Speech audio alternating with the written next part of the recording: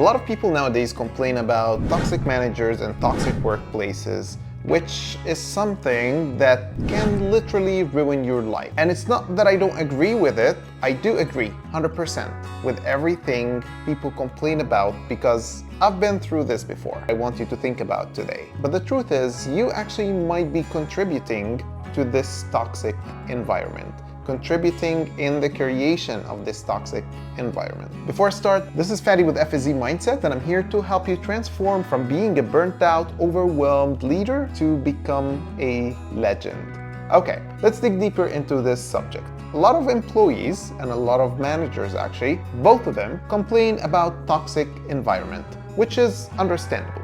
But let me ask you a question. Have you ever thought that you might be creating this environment, this toxicity in the workplace? And have you ever thought that you might be unknowingly creating this toxic environment?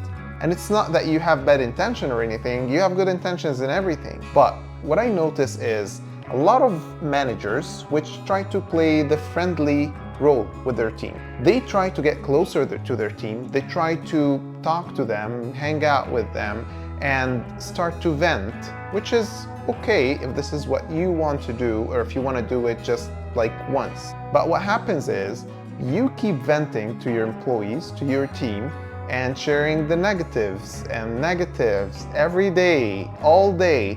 And then this becomes the culture. And then they start to vent about the challenges that they have at work. It is okay to vent, it's okay to share the challenges that you have at work. But if you want to do it, you might be able to do it in kind of like a positive, inspirational, motivational way, as if 2 years ago you went through this rough time, you did not have any resources, the company didn't support you, but you were able to figure it out through adjusting your plan or partnering up with like other teams or whatever you want to say. But what I mean is, if you say it that way, if you structure it that way, there was a hard situation, you got out of it. When you're going through a hard situation and if you're complaining to your team, the team will understand that there is still hope, that there is still light at the end of the tunnel. But if you keep venting, if you keep sharing the negatives and only the negatives, don't forget that your team is just a reflection of you.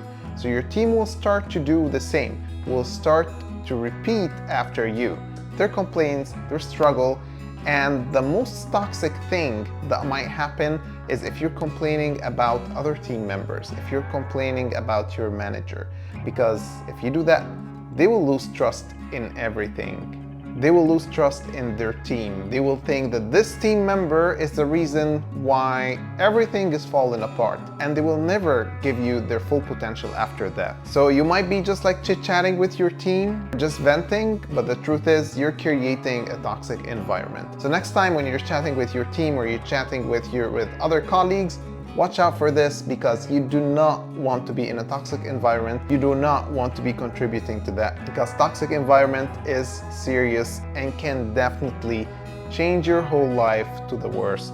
So let me know what you think about this. Let me know if you've worked before in a toxic environment or with toxic managers and how it felt like, and if this was one of the contributing factors to this toxic environment.